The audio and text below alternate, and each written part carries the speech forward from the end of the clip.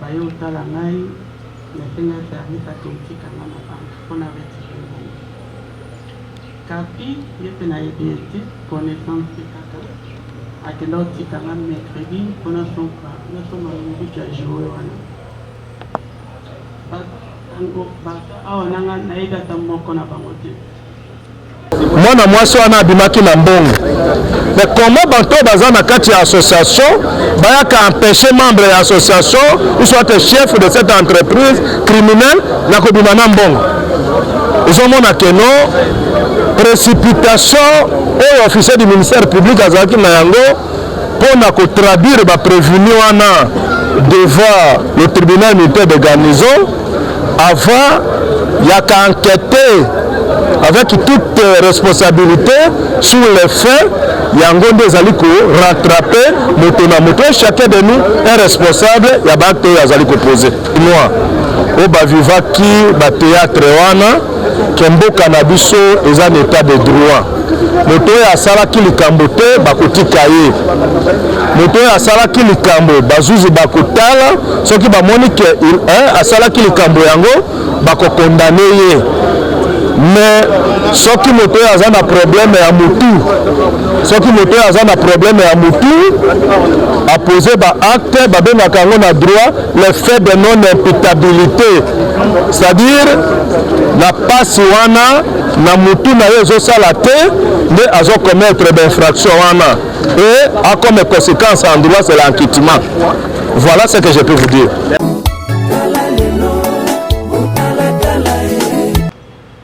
na agence ya Bank eza na bavie ya Lana Kasavubu na commune ya Kasavubu na date ya le 16 octobre 2025 na 9h yo opposaki ba acte ya terrorisme oyo ezwami na entreprise individuelle bit na yango ezalaki kotroubler gravement ordre public na nzela ya intimidation to terreur na bainfraction oyo osalaki abandi kokanga baacte ya terrorisme oyo opozaki alobi ya liboso yo osekestraki baagent ya Bank notamment madame Tiomba Kabangu Benedict oyo aza caissière na monsieur Tigwabwa Mundandi Andi ye aza gérant mpe na baclient mosusu osekestre bango fandisi bango esika moko ya mibale alobi yo oyibaki na munduki misolo ebele ya franc congolais pe na $10,000 américains ezali na préjudice ya société oyo babengi Bank SA wana baacte ya terrorisme oyo ministère public azoreproche asuki wana te alobi kaka na date wana ya le 16 octobre 2025 kuna na Bank oyo ezali na Victoire osalelaki yango na munduki na yo oyo eza joué en plastique oyo tolakisaki na audience oyo elekaki omoni yango nde yango oyo munduki oyo olidelaki na yango mpe alobi munduki wana eza sous forme ya arme de guerre wana infraction ya mibale bombe ame arme ya misatu auditeur militaire oyo amemi yo alobi yo ozalaki na lingomba na bato mabe oyo eza compose na kasha mangonga ndesot aza wana oyo eza policier telema aboni ye azalaki na lingomba lisusu na kingambo ya kingambo ye wana kanto pa bukasa ye oyo Monsieur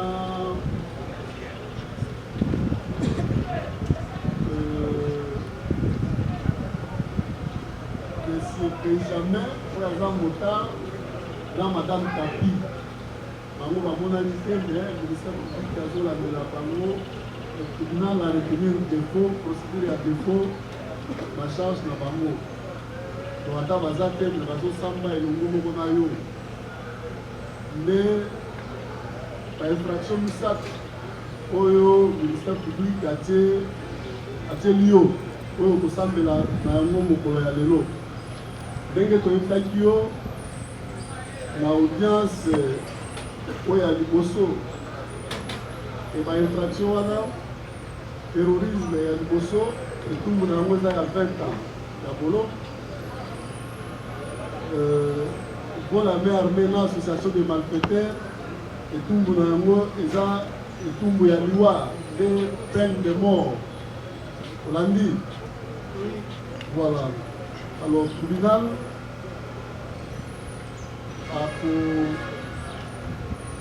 akosenga yo na makambo oyo okoki koyebisa biso yo yebi bayotala ngai nasenga service akotikanga na banke mpona retire bongo kapi ye mpe nayebi ete connaissance mpe kaka akenda otikanga mercredi mpona nasomba mobiki ya jour wana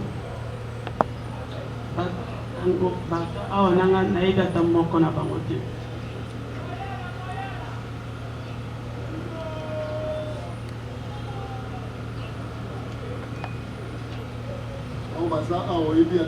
baza innocent nayebi bango te namona bango mpe te nayebi bango te baza innocent ok tribunal alingi ayeba olobaki ozala na Allemagne c'est ça? Oui, navanda en Allemagne. Vanda en Allemagne. Okomaki na Congo Kinshasa na date nini? Le 12 octobre. 12 octobre. Oyaki na nzela nini Brazza ou bien aéroport Anjili? Ya Congo Kayenjili. Aéroport Anjili. Tribunal alingi ayeba eske eza mbala na yo ya liboso koma na Kinshasa? Non, au 5e fois là. 5e fois là? Oui. Na mbala oyo ya 5e fois ovandaki wapi? Na Matonge. Matonge? Oui. Siko bambala minei oyo eleki ovandaka wapi? Na ba flat te kaka. Flat net wapi? nayebi esu na moto te olobi nazoyeba esu te na bakomine neti par exemple eza kaka na matonge oyo ozovanda mpe na bakomine mosusu bakomine mosusu te neti komine nini nayebi te nalingi naloba yo oyo eza bongo te estce tokoki koyeba mbala na oyo ya suka oyaki na Congo? Oui. Ezali na mbula nini? 2024. 2024? Oui. Siko ntango oyaki na mbula oyo ava bakanga yo nani ayaki kozwa na aéroport? Mama na ngai. Mama na yo? Oui. Ayaki kozwa na aéroport? Oui. Azali na mutuka oyo bozwaki? Toluwa mutuka. Mama na yo avanda na komine? Avanda na Bigwa. Na Bigwa? Oui. Osi okoma na Bigwa? Oui.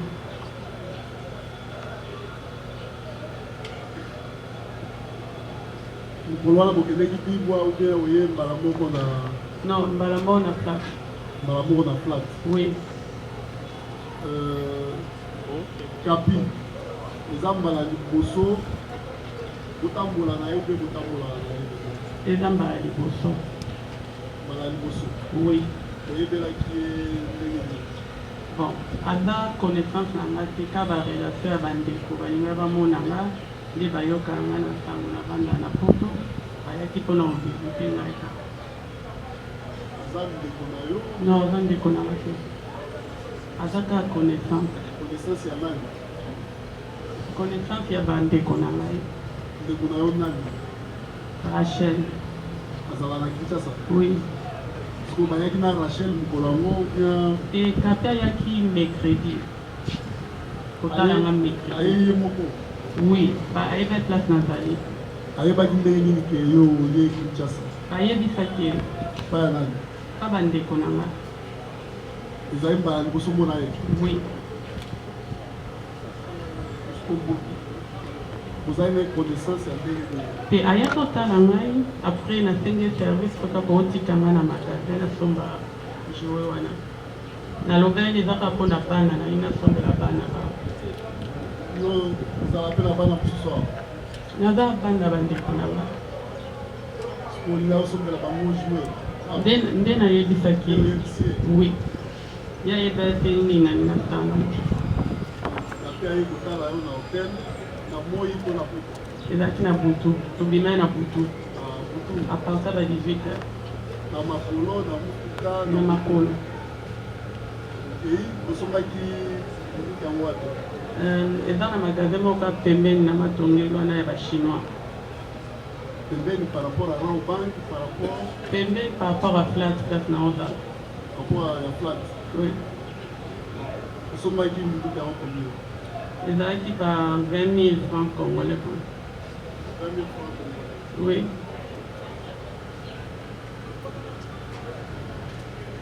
sikoyo osombelaki yango nini?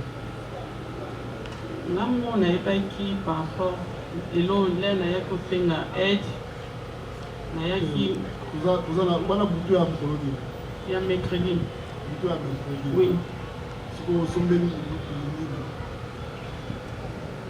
kasi yango naolinga na explike ezalaki par rapport le nayaki kosenga ba aide pa mama Denis Nyakiro badirone ya ngombe bakangela yanga baporte nayaki na intention nakee na banke nde ntango mayele esuka yanga yango nakende ya mercredi nasombi yango na butu nde jeudi nake na banke. olobi okomaki awa le 12. le 12? Oui. après ntango okomi le 12 le 13 le 14 ozalaki wapi? Na plate kolala na plate kobima nazalaki na nzela na bandokele na ngombe pa basekretare ya mama Denis Nyakiro wana kote nini? na gombe kote nini gombe? ntango nini? ngai nayebi vraimen kongo te nayebi kongo te. ntango olongwe Allemagne oye Kinshasa objectif na ezalaki nini? ezalaki mpona kende na biro ya mama Denis Nyakiro nasenga stage atunganga. osololaka na ye avant? non nayaki kaka mpona tante chance. olibaki na ye te? namona ye ka na tv. na tv? oui. nde olobi no naya kongo mpona kutana na mama Denis? oui. siko bokutanaki? non bafongola yanga porte te bakotisa yango te. bayebisaki yo nini? okota te oza rendez-vous te. po okoma okutana na ye fozala rendez-vous? oui. mais est ce que à partir ya poto ozwaki rendez-vous? non naza te na linga wana te nalobaki naya na tante chance ezalaki espoir nanga suka. siko ntango tante chance esindi te espoir na yo komaki siko ya nini? nakoma ye désespéré. désespéré? oui. siko oke kosomba munduku objectif ezalaki nini? mpo nakoma ye na suka ezalaki nayela yango te na kongo. yango tolobi no okei mpona pa mama Denis batangeli yo baporte okota te. oui. ntango ozongi ide ya kosomba munduku euti wapi? mpo nakoma ye na suka natali bana na nga natiki na Allemagne 4 nabokola bango nga moko sans mama sans papa nazalaki talima na baniongo oyo bato bakoma ye komenase nga espoir nango ezalaki kaka mama Denis Nyakiro. baniongo yango ezalaki ya combien? 20 000 euros. 20 000 euros? oui. ozwaki pa ya bato? oui. nde olingaki omona mama Denis afutela yo? asunga ngai. asunga yo? oui. ntango omoni ye te oke osombi munduku oyo avec ide nini? mpo nazalaki na intention osala mabe te yango nalobai nakende ka nazwa munduku ya plastique natante ka mpo mayele esukanga. otante nini? nakota kaka nasala kaka comme si lokola naza munduku ya vrai. silence s'il vous plaît. okota wapi? na banke. na banki ya wapi? banque on a kotaki. Comment on a vraiment les bossos bien bala les bossos mon amour. Mbali bosso. Bala les bossos pour kota. Oui. Ce qu'on idée wana pour kota na banque. Ils ont qu'un mot. Et il y a un carbon monté pour les kakaki. Tout est craqué. Oui. Nous sommes des Moulouki. Après, j'ai dit. Nous sommes dans date. Oui. Après, on a tika li na lali. Motatika nga zongi ne panaye. Kapi a zongi panaye. Oui. Oui, ici était le non. Il y a l'hôpital. Ah, on semble là-bas, on a bandécolo. Ah, c'est gentil, fille. On a dit, là-bas, on va aller à l'hôpital, on va jouer. Ok. La nuit. Oui. Après. Après l'autre, on a la mouki. On a bien dit, chauffeur, mon frère, moto, Benjamin, au Tikanga. Voilà, le morceau, comment on a eu? Oui. On a été. Quand on a regardé que nous avons fait un transport, on a bien moto, on a fait un équipe à Tikanga, on a une assemblée. Est-ce que vous avez un bosso pour moi? Mbali bosso. Suppose que vous avez un numéro d'ailleurs. Tokutana ine mercredi. Tokutana mercredi. Na matongi anaka, lera tika yanga na flat. Na ebisi na obengo lobi okotika ngana na bank. Akumba kyo na mercredi to yaki na makolo na kati. Là to tonga na makolo nde direction na biso tokutana na ye. Ya oske na moto ne biso to tonga na makolo. To temisi na finge numéro. Oui. Ye moko abanda kotumba moto na daki ye moko. Oui.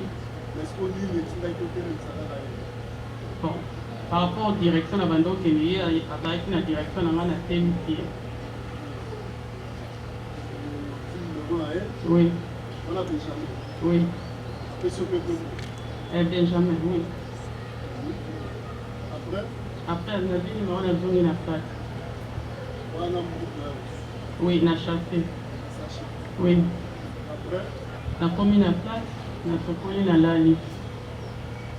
Après na tongo nde na bengaki ya singa liboso ya banka. Ya zongi na ye.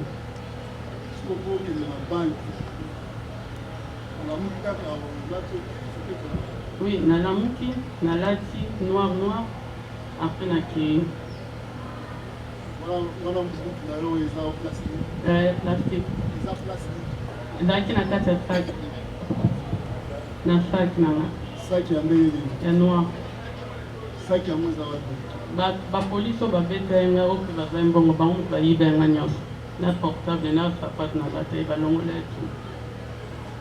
Ok. Là, le Benjamin aye. Oui. Parti. Oui. Atiki nga. Eza à combien de minutes na rang banque ya victoire? 2 minutes. 3 minutes. Nayebi nzela moko te na Congo. Ok, aye. Okomi kosala rang banque? Oui. Na kiti ya ke na ye. Et réussi à quel? Oui. Tu as eu combien? Nakutaki 1000 francs. Accueilli. Donc, petit? Oui. Et ça, c'est pour maman, quand vous dites? Nazeli bantie fongwama po molongo ezalaki na libanda te. Là nazeli efongwami apres nakoti na 9h. Okomaki apres près baye? Ba 8h30, ba 8h35. 8h30. Oui. Ntango okomi omonaki eloko nini okosenzaki na banke? Natezaki eloko natelemaka kuna na molongo bate na hotela. Telemi na molongo neti na molongo mama te nase kota baescalier. Nase kota baescalier? Oui. Baclient mpe bazalaki? Oui. Est-ce que omonaki bato ya sécurité? Bon. Namoni bato balati bilamba ndenge oyo bango mibale namoni bango te. Otie nano, est-ce que omonaki bato oyo balati bilamba neti bango balati? Non. Est-ce que omonaki bato balati bilamba ndenge bao baza na omonaki bango? Oui, na couloir. Bamoni yo mpe? Non. Bamoni yo te? Non. côté na porte ya même ou bien côté na la porte ya porte nyonso kaka bakiliya bakotanga te na kote ntango okoti sikoyo ntango nakoti nabimi tu ndoka na site nalobi eza viole apres bato babanda okima bango mongo okoti na kati oui bato bavandaki apres nabimi tu ndoki nalobi eza viole imisi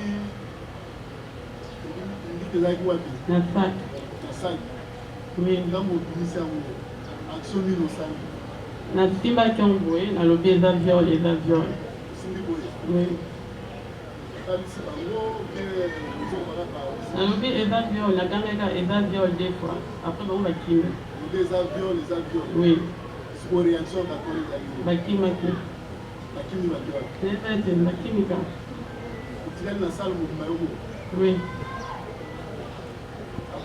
après nadi place secrétaire azalaki secrétaire na bureau na ye angunzami apres bandi obwakelanga badollar na mbongo ntango okei ntango bato wana bakimi yo okepa kesiya oui estce eza mbala liboso mona na kesiya oui mbala liboso obie bozalaka non nayebi ete même pas nayebi ete nakosala te nyonso naoyo eza verité nayebi ete sikoyo ebandi boni ye azwa mbongo apesa mpo ndenge amoni ye mondoki ya plastique mpona bango ezalaki ya vrai mpona bango ezali tibuka oui mpona monduki wana ntango bamoni ebangisi bango oui sesa bakanisi monduki ya solo oui ekoki koboma bango oui nde azwi mbongo oui apesi yo oui mbongo wana ezalaki bafran obe badollar ezalaki mélange mélange oui sikoyo apesaki mbongo na maboko pe abimisaki yango na kieser aobwaka nga na kotisi na saki azobwaka wana aobwakelanga eza na balias ezalaki mipeko bakanga na balias oui siko azobwakela wate oyamba oui abwaki na se nga naozwa naokotisa na saki abwaki na se oui ozozwa ozokotisa na saki oui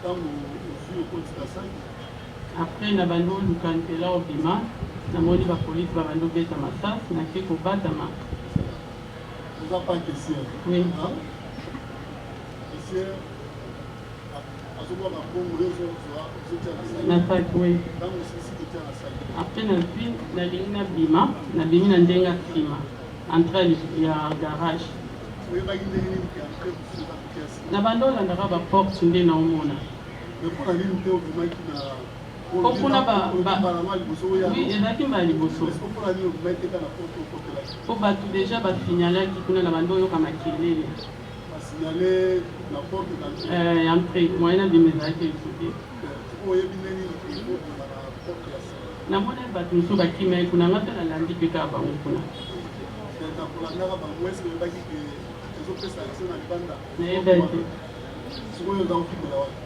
bon ide nanga ezalaki nabima sikoyo na banzela na bato bakimaki la nakomi place wana namoni bapolisi babandi obeta mindoki nakimi na nzela nsima lisusu mpona te obatama na nsima batorno wana oza na mbongo na yo oui nasaki wana na saki wana oui bapolisi omonaki bazali ape pekomo bon namoneka moko oyo wapi yeka eka yene namoneka telema papa polisi oyo omonaki telema monsieur oyo wapi namoneka oyo polisi ekomona nani Kachama Ngongo Andoka. asama Ngongo Andoka.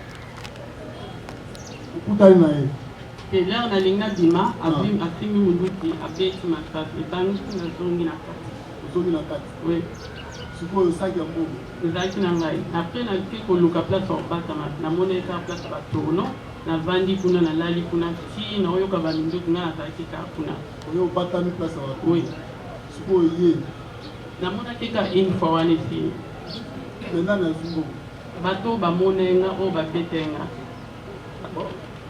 ezala na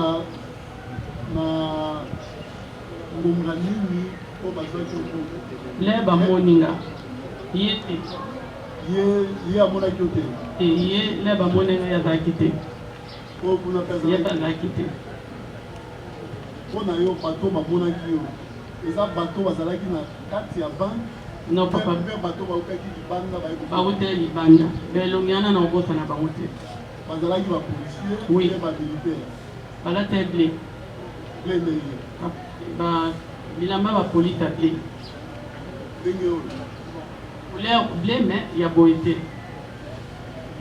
ble me ya boye te oui ya bapolisier oui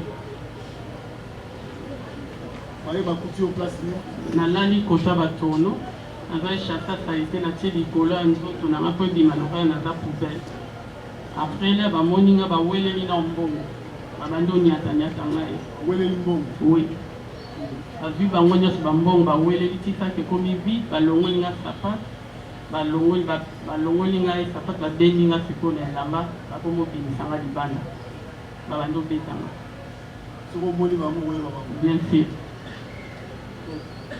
soki tokena na comprendre malamu eza bapolisier oyo bazwaki yo na kati oui oyo babimisi libanda ti bakosi na mutu oui eza bawana oui soki tribunal alingi ayeba okimaki mpe obomanaki mpona nini mpo nayaki na intention ya kosala mabe te déjà monduki ezalaki ya vrai te moyen na défendre ezalaki te bango bazalaki na mindoki ya vrai non soki ezalaki ya vrai olinga même pas non mais nasimba mpe mindoki ya vrai te eza ta façon ya kobatama mpo nazalaki na eloko ya dangereux na nzoto nanga te mais sikoyo soki tolamika scène na yo ndenge osalaki eza bien eza bien te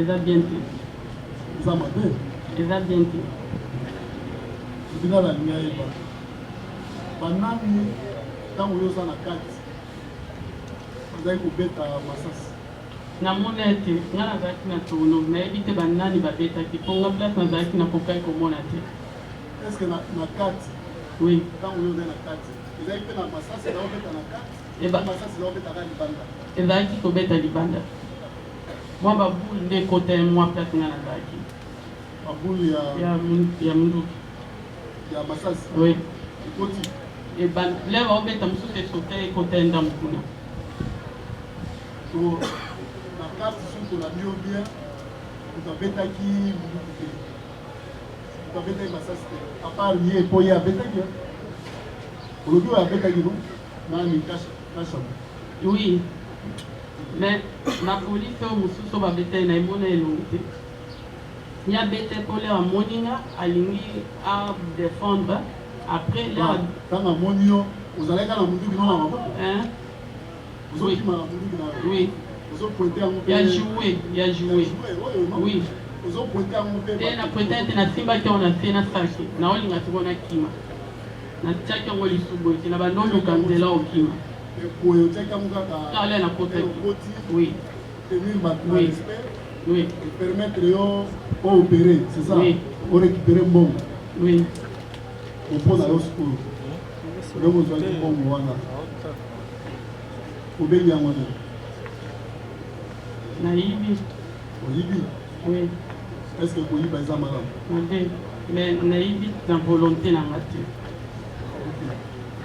sikoyo tribunal alingi ayeba na opération oyo osali ntango obimi libanda omonaki nini ntango bakangi yo ntango bakangai nga namona elo te namonaki bato batondi na nde babeta ngai batondi basoda bazobeta masasi estce ordre public ezalaki trouble to te wana namona ete ngai nazalaki tokomonaki batondi basoda etunanga batiaki nga na se le baotombolanga motu ezalaki na se lokola ye bato ebele namona ye ndambu le baobwakanga na voiture omona ye mpe basoda bato oyo bazalaki nanga na voiture nde banamona ye bango oyo babandaki kobetanga bango nde na obosana bango te sikoyo na vie na yo mbala boni deja ososala makambo non nasala criminel moko te ni na poto sikoyo mpona nini olingi osala ngo awa na mboka na yo mpasi moto etinda ye na papa parceke soki motu nyonso alingi ayiba mpona mpasi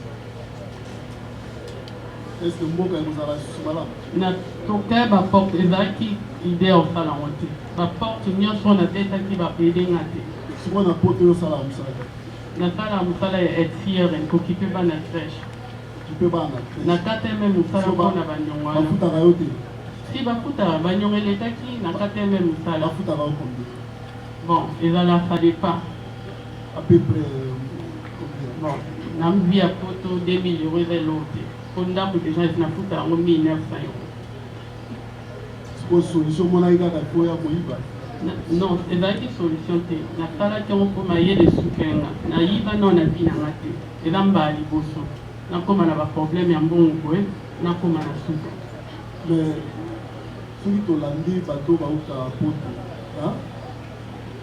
basalaka mosala moko te soki koto ozozwa 2000 euro koto ozozwa 2000 euro koto ozozwa 1000 euro okosala 2-3 misala mpona nini yo osalaki yango te oprefere oya kota na banke ya bato mpe otia desordre bongo ebunga tusa kolie okosala misala mosusu na poto ndenge baninga nyonso basala nasala yango mpe mpona nini osalaki te oprefere oya koluka mbongo ya pete kolie osalisa nzoto na yo ozwa mbongo dinyema mayele sukayenga na dépressé banda ekosalama siko mobali na yo aza naza mobali te me na poto semblere bafutaka bana selon réalité poto na mbongo bafuta eza eloo te soki tozwi 2000 na yo tozwi bana ndenge bafuta ozala bana combien 4 bana 4 ezala combien 1500 non 1000 1000 voilà 4 bana ozala 4000 donc par mois oza na 6000 même pas nakóma na 6000 te 5000 pete 4000 pete papa okofuta nyongo yo préféré mbongo oya ozwa mbongo na facilité mpona nini nakóma ende na bamenance na bato na defaki ngai leta depuis 6 mois bakatanga baaide tout bambongo oyo ozotanga ngai nazwaka yango lisu te sikoyo tribunal alingi ayebana bosolo nani afacilitaki yo obi ataki yo na contact na bato ya banke motu te papa okota na facilité non moto afacilitatanga non motu moko te papa nakokosela motu te mpo na posaka te bango tu bavandi baza bainnocent nayebi bango te ozalaki na contact na madame Bénédicte non nayebi ete nayebi ete namoni ete te na vi nango boni oke koluka kaka oke kaka na nani na kesi na yo nayebi te soki ezala moko mingi balinga nakendaki ta mpo namoni kuna nde kesi eza donc place okotaki kesi ezalaki ka moko selon ngai nde namoni omonaki te bakesi non nayebi kutu te eza bakesi numéro 1 numéro 2 nayebi yango ezalaki mpo bato atelemi na molongo nanga mpe nalandaki mpika ya molongo yango na mardi pa babiro mama Denis Ti yaki rola baboya kokosama nde mercredi makanisi wana oyebaki ndenge nini ke na obanke ezalaka place wana oyebaki ndenge nini ke mpona kota kesi aza wana nayebaki te papa na mati na moto nalobi memanga na banke lea tokomi nde place namoni banke nayebisi ekitisanga awa sikoyo bapapa mibale oyo botelema aprevenu tala bango malamu nayebi bango te papa tala nanu kozala presse te ya koloba na ye naoyokela bango kutu mawa nde baza kokangama koyesanga bayebelo te ozokela bango mawa oui na ministère public alobi nde baasocie na non c'est faux non zelana badala papa oyo alobi na bango na bapolisier oyo nde boplanifie oyo okota oyiba mbongo na raobanke non papa eza lokuta mbala ya liboso mona bango ezalaki wapi namoni bango kale bakanga bango est-ce que tant que bakanga ba mo fona ni le ba to te kendo ba o baza ba ino na loba kyango oui na loba kyango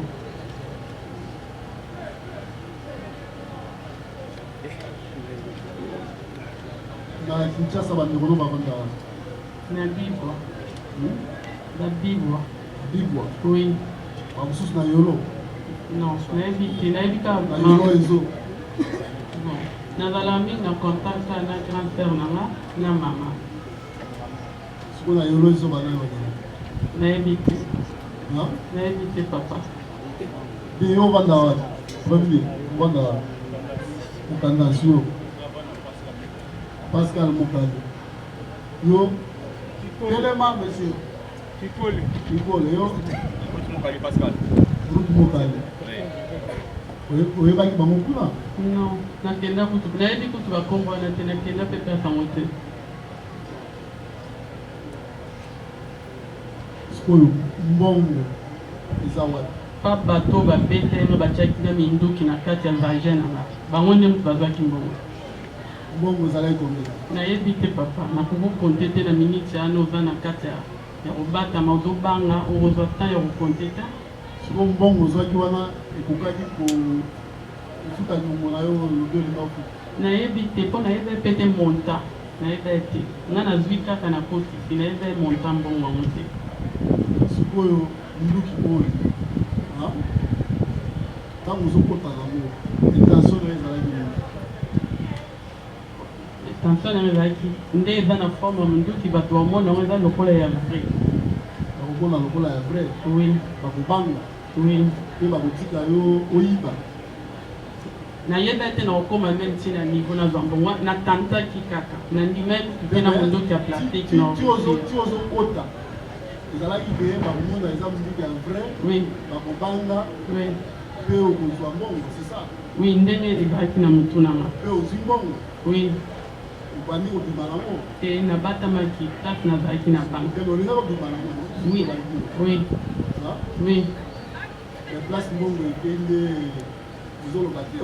bongo place eke nayebi papa oui pa bapolisi oyo babetaki ngai bango nde moto bazwaki mbongo mpe bango mpe moto bazwaki portable na ngai estce place ozosamba kuna na dosie mosusu bato wana baza kuna nayebi te omoni moko namoni moko te namoni bango te bango baza kota mibali biso kota basi toza kokabwana tolobi boye place oyo ozosamba na kunu esika yo oza victime oui est ce que na bato wana oyebi bato bazwaki mbongo baza parmi bango mais namoni bango te omoni na bango na namoni bango na misu te mais soki omoni bango okoyeba lelo naoyeba oyo azwaki oyo azwaki oui naoyeba ntango bakotaki bazali na mundu oui babetaki masasi non siko baretrouvaki onde moko ayaki kosuba place wana amone nga paki kosignale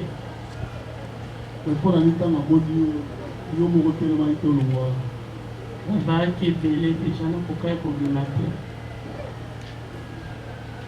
oma ozoexplike ke opération ya envergure wana ozalaka yo moko mpona nini ozomona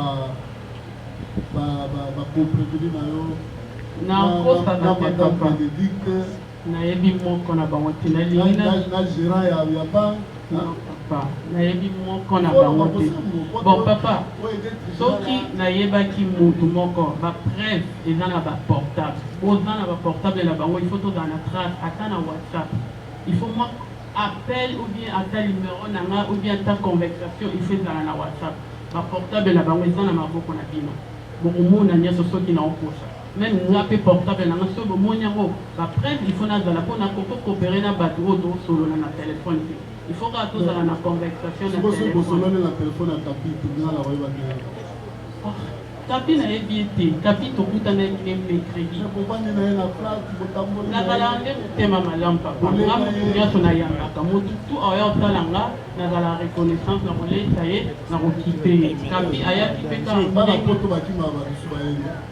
te Tenga ba bongo te. Wala na flat nazate na. Tenga siko na zanga bongo te. Na zanga bongo te. Mais kapi ayesta ki vous en avez Non papa. Na zala na mutu mote na kima na ngapibati même na photo na solta mutu te. Na zala na batu te ni na photo ni na Afrique. So na yeka kaka ba oba yo talanga na komi kotambola na bango na za bongo.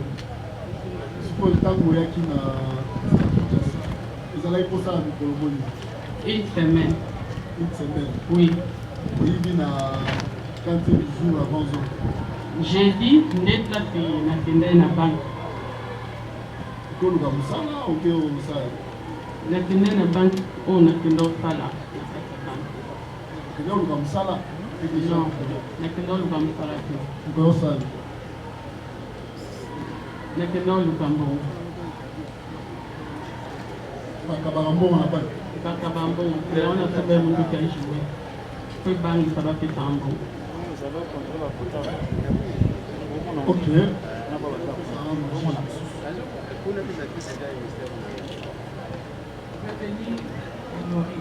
Oui, maman.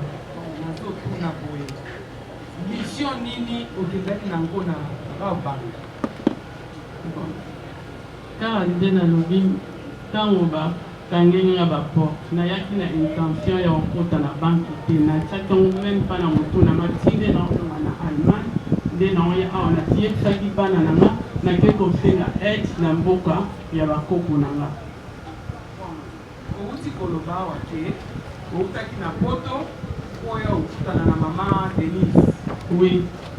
Président outi kotuna yo awa. Olobi Kinshasa oyebaka yango penza te. Na bien opete. Oyo nani amemaki yo epa mama Denise okende kokutana na ye osenga ye mboko. Na kende na cancer na wana senge service atikanga kuna.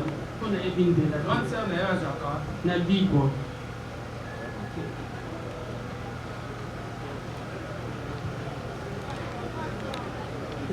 Venir au Lomé. Oui. Na kulanga o malamu ndege tribunal abuti kulanga yo uti ko ya ko tribunal na ba mituna nyonso tribunal ki kupanda na maki Na banda ya plate ona vanki bana mastongo. watu kupanda kwa za maki tribunal ni boyo tribunal ni boyo na joie qui parce que surtout tali malamu na maki ngiro wana andela nyonso ezali wana ekuta bato akosenise bambongo bamer likanisi bino ezwaki yo oyakaka na rel wana oya komi nani moto apesaki yo opportunité wana courage wana oya kosala acte wana. Bon, déjà niveau on a combattu papa dépression déjà comment il faut déranger mal. Depuis à partir Allemagne na miaka na baiki déjà na ba dépression na combien na suka. Na baiki déjà na sala kaka oyo koya et yango na côté na banque pour mailler les soutiens. Tuna mibali ya tribunal acte oyo opusaki na rel bank oyo osalaki wana selo mibeko oyo ya mboka nyonso eza malamu te eza mabe. Eza mazima. C'est le chiffre ça. ina bakisa lisusu na banque wana oza na compte ozalaka na compte kuna. Non. Soki oyo oza na compte te okoti kuna kotika nini po moto akota kuna azala na compte yo oza na compte te okoti kotika nini. Prévenir honoré. Pas servi papa. Pas servi. Oui. Est-ce que acte na opposé wana? Est-ce qu'on va venir en Allemagne? Est-ce qu'il y a la question de nationalité? Est-ce que les a toléré? Nayebi te. On a pas toléré en haut. Te na limite nayebi te. On a la ligue à Eva. Ça va. La policier où? Parce que juste là, on a un banane malade. On a la policier là, la sécurité. On a dit bango te papa. Non, il faut solo na yebi moko na bango te.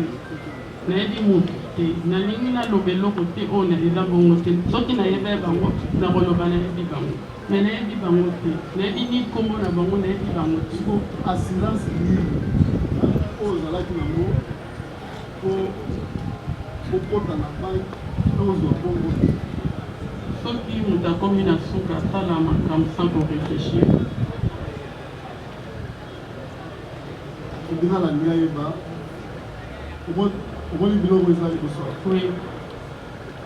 Ils ont Ça va, la mosaïque. nasonga toko na bana na biso toza na hiver jour na voyageaki bamagasin ezala na aéroport nasonga toko na aéroport Aéroport à wapi? ya Frankfurt ya Allemagne Iyo za kuna usumba aéroport ya nango na Congo atozonga. Kasi basoldaki yango biso toprofitaka mingi so basolde biloko nde tosombaka le na ndingai na voyage nakoti na bamagasin tanti aire checking ekoka namoni bagan na bachapeau nasombeli bana nga natie na kati ya valise poso oyo nazongi napesa bango ntango tolandi yo aéroport na Raobank ezalaki habillé na noir nalataki chal ya noir na matisaki nde chal na manette na chapeau normal chapeau ya noir oyo wana oui moko ya bongo oui mais awa malili eza te awa eza nde moi ndenge nini yo zela awa moi nde ezali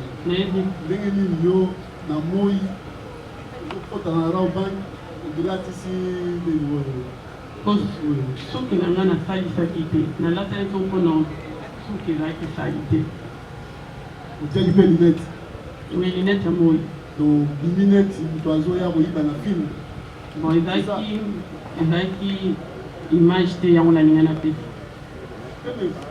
ndenge totala na filme noir vierge na koti textuellement ndenge okotaki mpe otenir bato nyonso na respect ntango bamoni accoutrement na yo wana bango nyonso na sika ezalaki ndenge wana bon d'abord noir eza na couleur préférée na nga même bato bayebi nga na allemagne alataka mingi noir nalingaka mingi bacouleur te linete olata ezali couleur noir linete noir et linete ezalaki mélange noir chocolat tozongi sikoyo tomoni kuna baboule ya bachambre babagne oui tomoni pli mpe eza wana oyo eza deja mpe mpona komela auditeur alobi biloko oyo azoki yango mpa na yo oui na chambre na yo oui okoki koyeba eza nini eza yanga eza badiambo ngai mona mela mpona osilisa dépression na nga elaka diambo mpona dépression combien de boules par jour ata 7 7 boules oui silence s'il vous plaît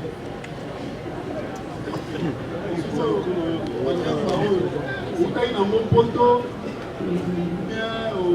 nasombaki yango awa osombaki awa oui otelini wana nayebi te batikali nga balakisaki nga deja nakei kosomba nani yango alakisaki bana quartier oyo ya matongi natunaki bango oyena sika na kati kasi mpo namela yango meme na allemagne obandi otuna bangi place ezali soki nameli yango te esala yanga baretour retour na ndenge déjà nakota hôpital na allemagne bapesanga autorisation namela yango azomelaka bangi oui okomona autorisation eza na portable na ngai akardani avocat baza na banyonso pli wana tozomona molai yo tobeta yango namo nalingaki yango yoko olingi yango oui ozobaya yango oui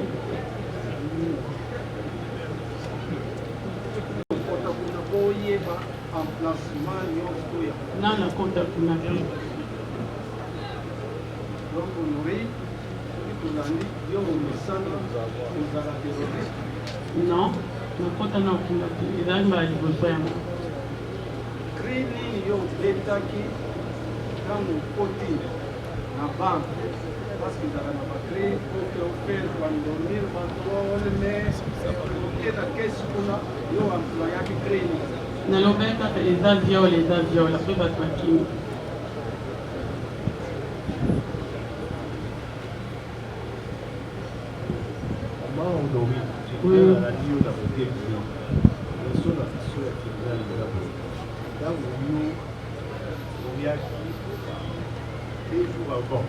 Yona Benjamin Isololi troisième jour boye na ye na kati ya Raobank Donc c'est une opération, on a eu là des affaires, planifié bien avant, là,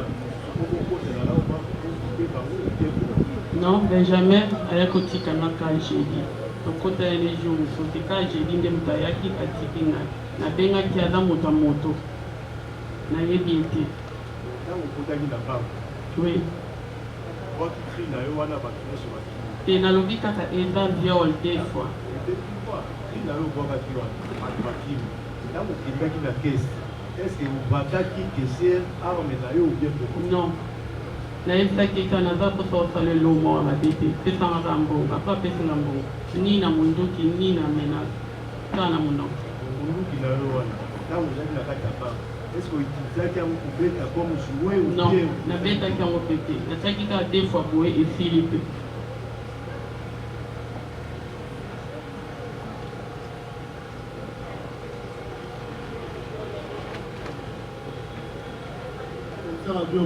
Ce sont des préventions qui sont liées, pas les chevaliers.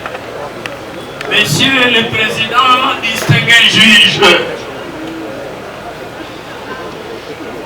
nous avons entré devant votre tribunal la prévenue Honorine Poche.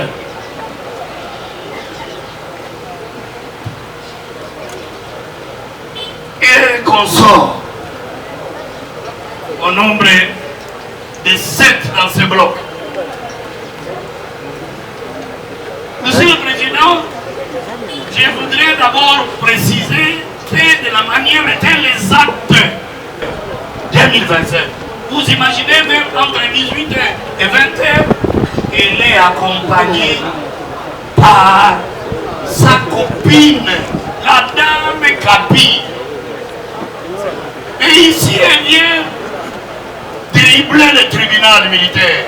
Alors, ne sachant pas que ce tribunal est aguerri.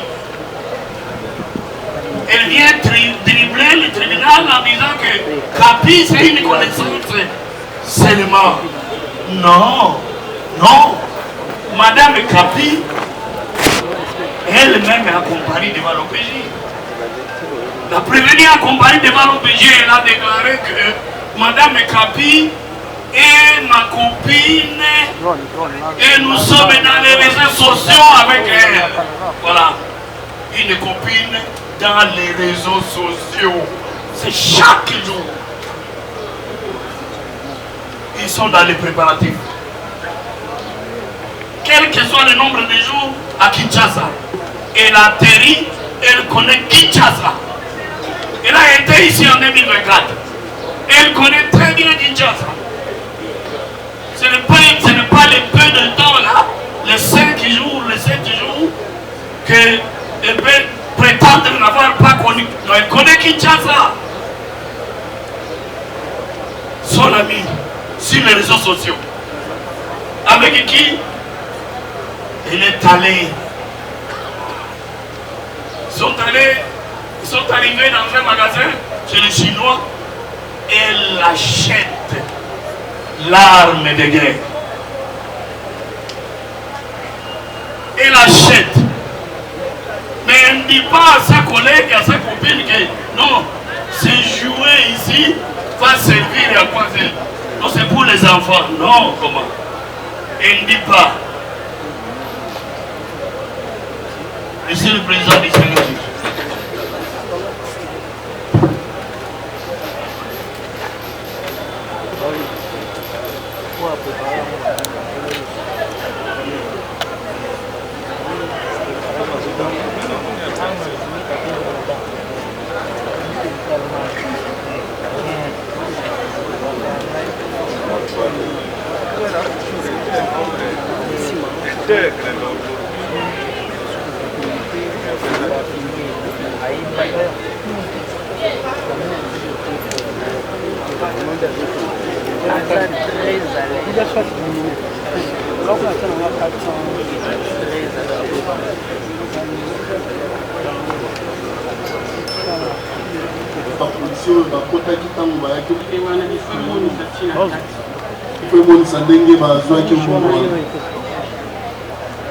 Ok, la parole est accordée à la partie civile.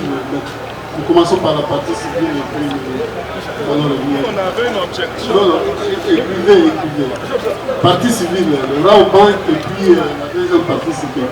S'il y a des observations, des questions en rapport avec les faits tels qu'instruits, et si vous avez d'autres éléments à mettre à la disposition du tribunal, c'est le moment de le faire. Mais ça va oui, c'est pour le compte de quelle partie civile? C'est pour la Raobank, Monsieur le Président. Vous avez la parole. 2 ou 3 questions, Monsieur le Président, si le président l'autorise. Et après, je ferai 2 ou 3 observations. Je sollicite du tribunal de demander à la prévenue l'âge auquel elle a quitté le pays. Je sais que cette question a déjà été posée, mais puisque vous avez dit que votre tribunal instruisait à propos, il est bon que cet élément soit acté sur le plus type d'audience. On l'a dit, pour qui connaît ça, tribunal, yo bimaki na Congo awa na mbula nini, âge nini, vous avez na âge nini? 7 ans. 7 ans. Oui. Oui. Je note qu'elle parle de 7 ans alors qu'avant elle avait parlé de 3 ans. Peu importe. Est-ce que la prévenue peut rappeler au tribunal son âge actuel? Vous avez na mbula boni school. 37 ans. 37. Ça fait 30 ans qu'elle a été absente du pays et n'a jamais résidé pendant plus de 5 jours, à Kinshasa, si je ne me trompe pas. Est-ce qu'elle a déjà passé un séjour de plus de 5 ans à Kinshasa pour les 5 fois qu'elle est venue?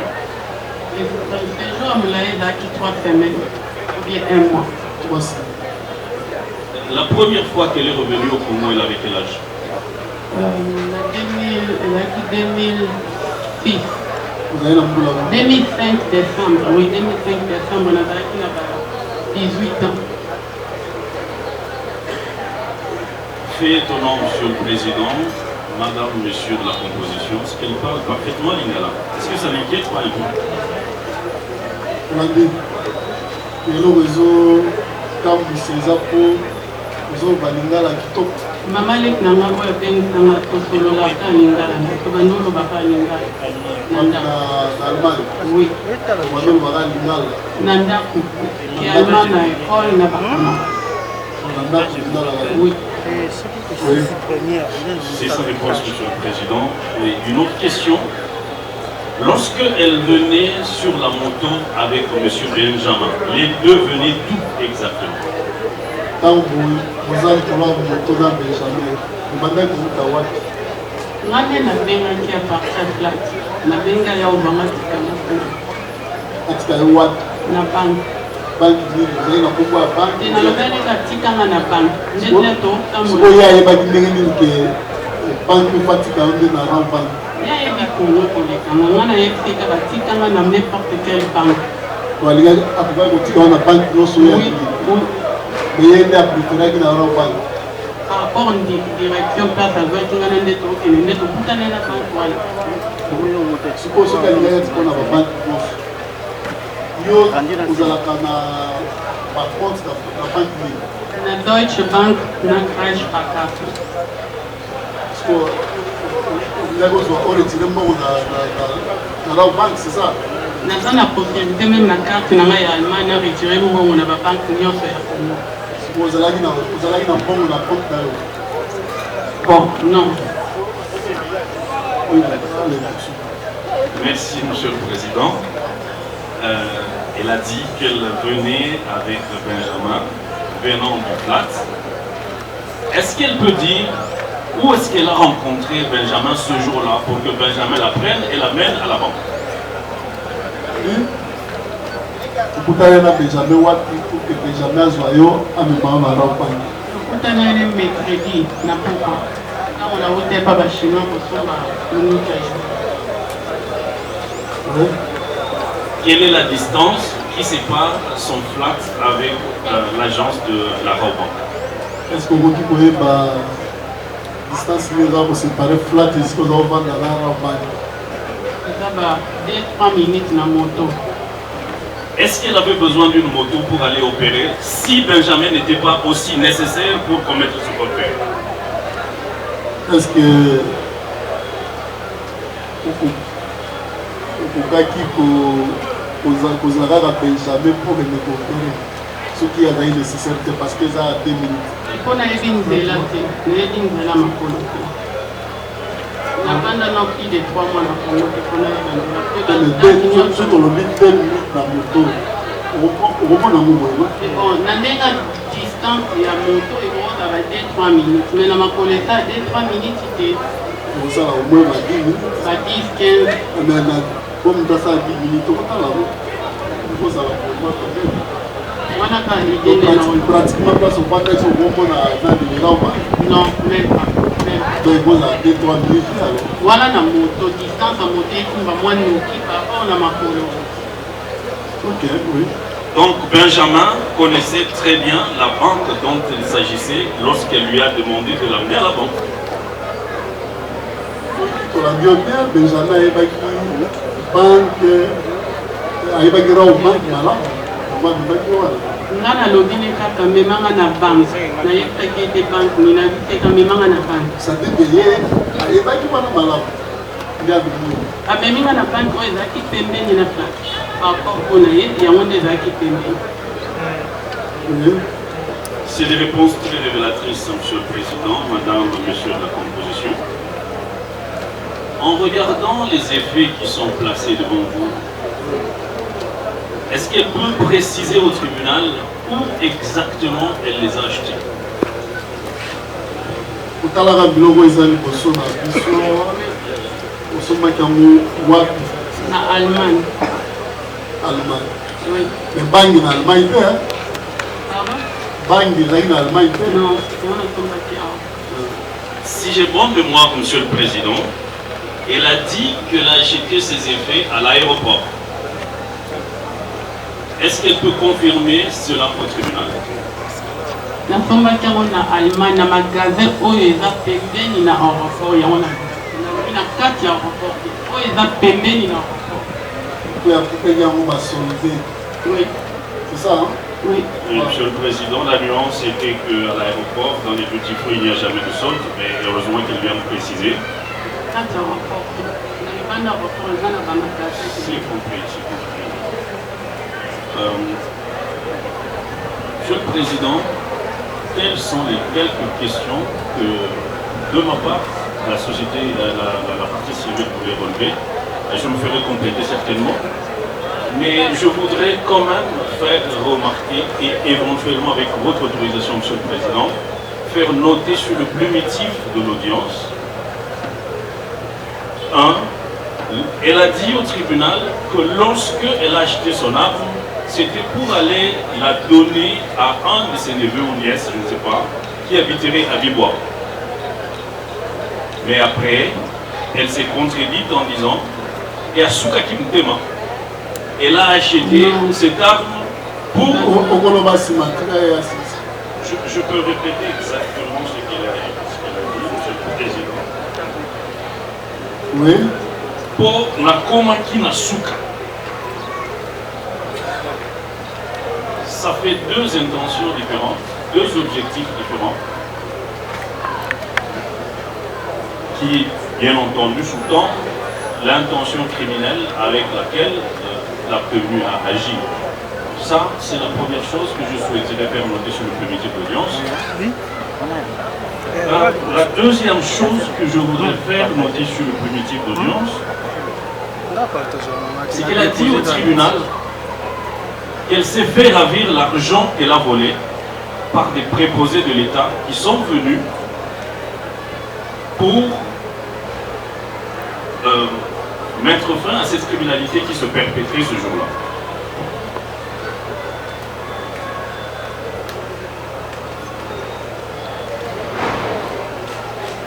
Par contre, une dernière question avant que je ne laisse le micro à mes estimés confrères.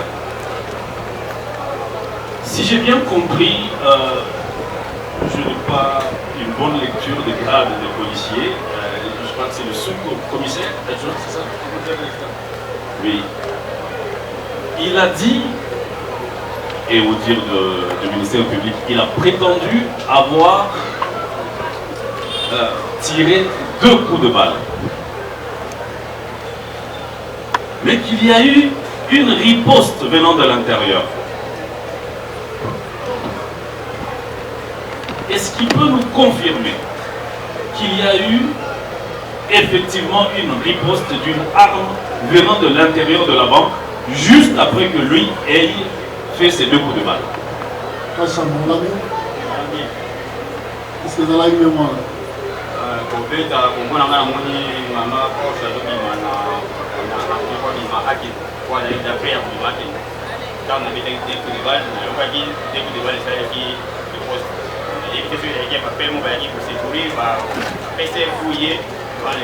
Le poste oyoki na kati ya banque ve na libanda soku de bala ngo oyokelaki yango wapi?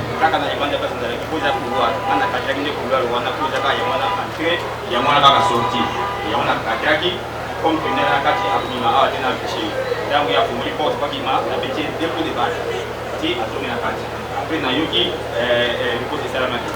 Alors, on a évité ce qu'il va faire mon amour de la bêta qui pour les gens qui va faire mon acquis. Et puis, il va faire mon bêta qui pour les gens qui repose.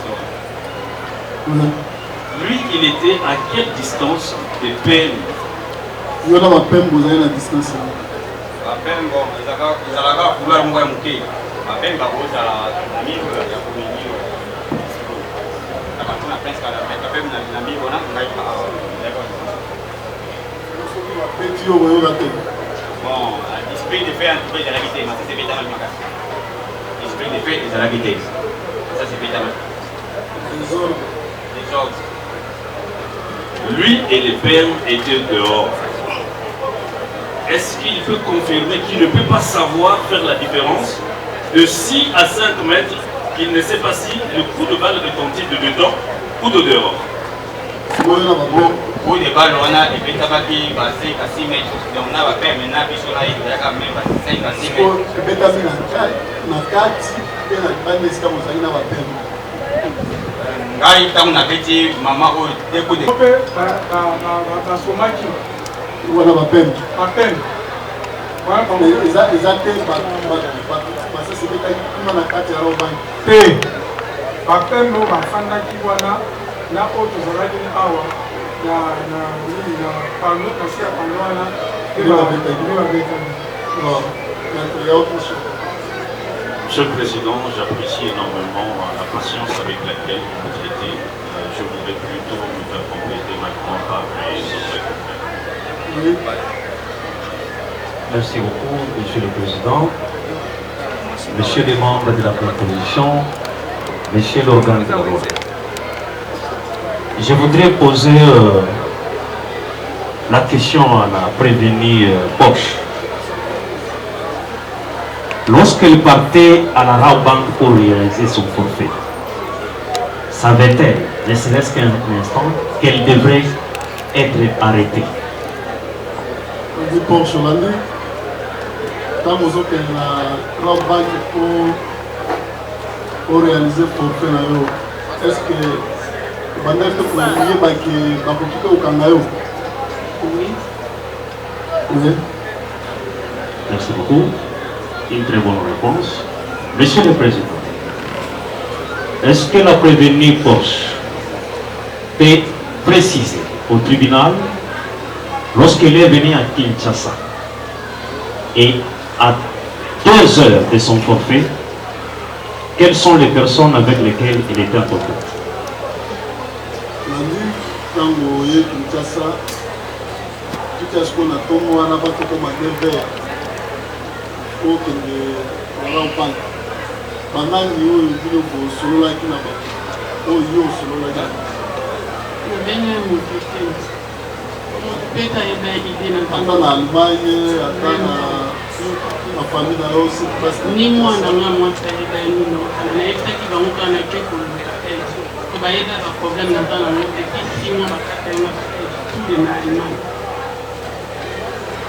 Ça peut vérifier ma femme.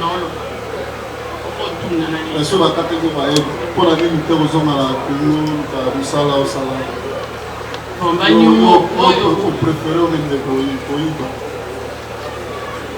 Mais comment il y a un souka? Il est souka et maman quand il est souka. Bana baza kuna les timandi. Voilà, il faut la organisation. Monsieur le Président, la prévenue Porsche ici présente, qui vous a laissé savoir. Il faut aller à l'essentiel. Oui. Elle organisée en forêt. Oui. Elle qui n'a jamais effectué les opérations de braquage comme celle-ci. Comment elle a su acheter des tenues correspondantes à ce genre d'opération? Yo, je sais que le tribunal politique a la braquage de kotala tenu la taki, préparer ma bouki, venir mon bain, faire son makasi. Bang na milango, dana moko na melo katikati.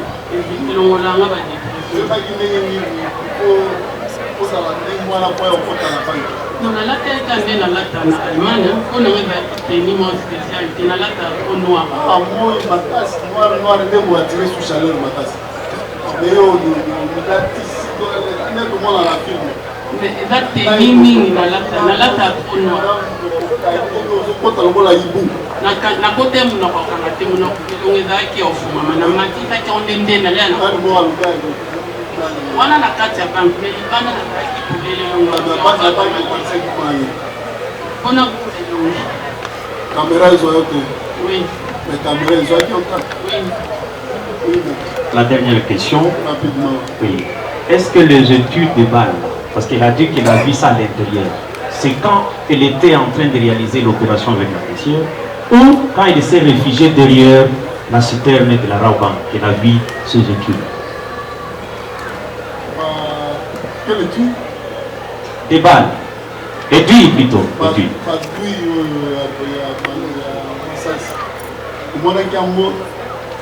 Tant que vous avez caissière, ou bien tant que vous tenez pour vous, na kati po ngai masese médicaux.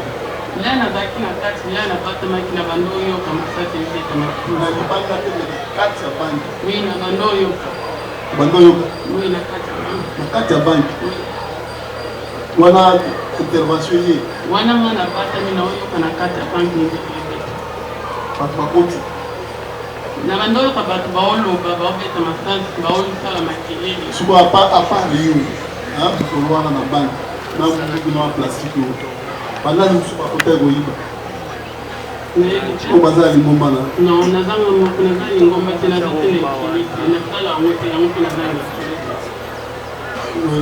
peut-elle nous assurer que l'identité qu'elle a déclinée par des verbaux est la même qu'elle avait déclinée à son hôtel, dans l'enregistrement? Quand on va à l'hôtel, l'identité au président est Honorine Porcel. Nous, on a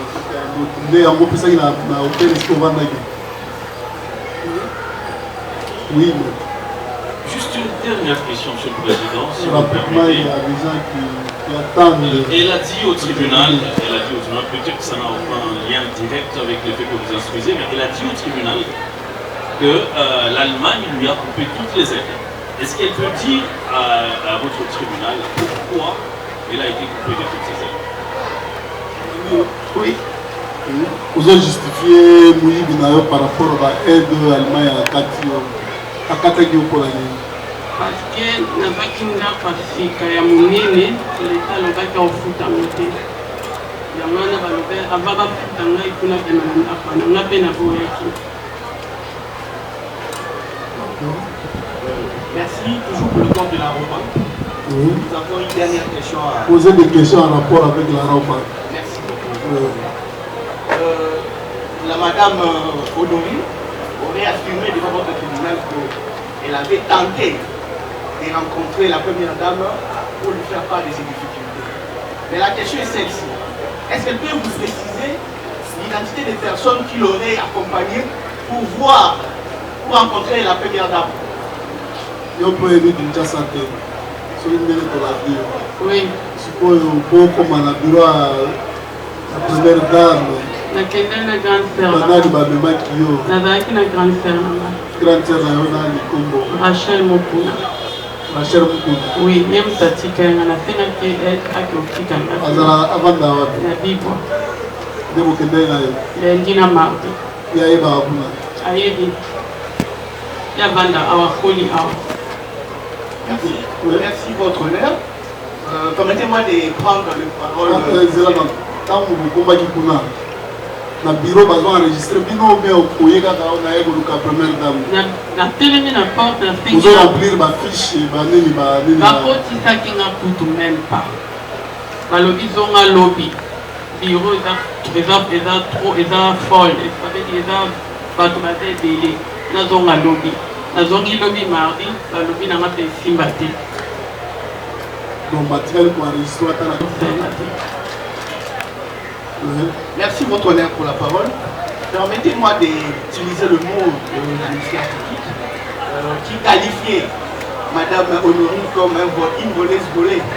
Votre honneur, par cette phrase, nous profitons pour faire une demande à votre tribunal, si vous permettez que les services Task Force ainsi que le premier commandant de la police militaire soient invités pour venir nous éclairer par rapport à les agents qui ont intervenu à l'intérieur de la banque pour savoir la destination pour la canalisation de cette somme qui a été volée auprès de la voleuse. Nous avons dit. Le tribunal appréciera l'opportunité. Merci. Merci.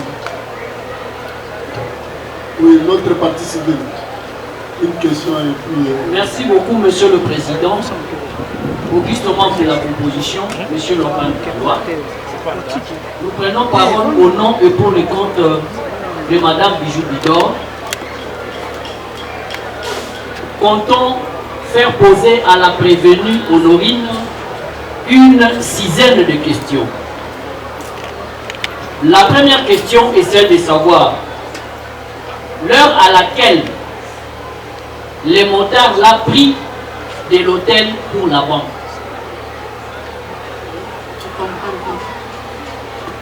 Comme ça, les alliés qui errent ni au motard à une consoyo na hôtel pour que la banque. Na hôtel pour que la banque, mais j'ai dit, na tombe na bien qui na ba 8 heures. Comment il a hôtel erré? Na ba 8 heures. 8 heures. Oui. Nous en tirerons des conséquences, Monsieur le Président. C'est une fausseté. Était-elle transportée seule ou à deux de la manière dont...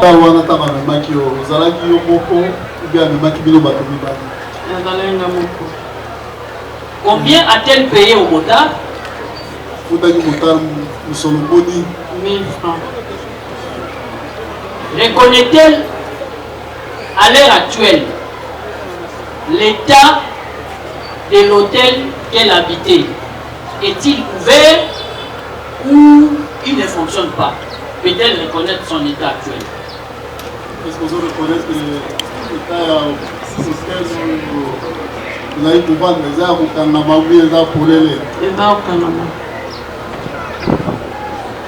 peut-elle affirmer ici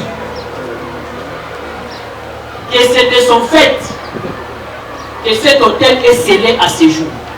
Parce qu'il a été scellé depuis hier par le parquet de grande instance de Calam. Peut-elle affirmer par devant votre office de tribunal que c'est non seulement du fait qu'il y a habité, mais également du fait des actes par elle posés que cet hôtel est à ce jour scellé?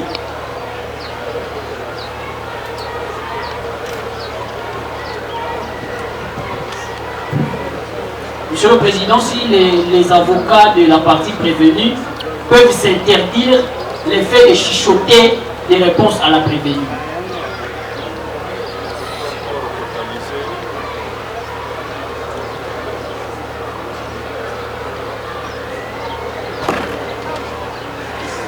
Que la prévenue se rebuffe du fait de certains soupçons qu'on l'a fait par ses conseils.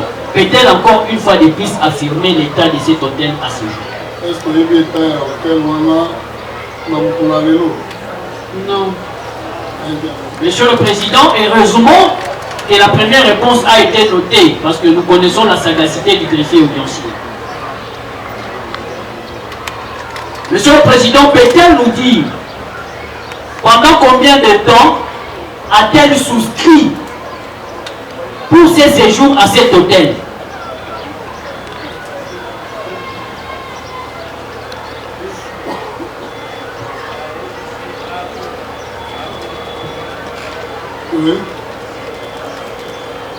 peut-elle nous dire à combien de temps a-t-elle souscrit à cet hôtel pour ses séjours?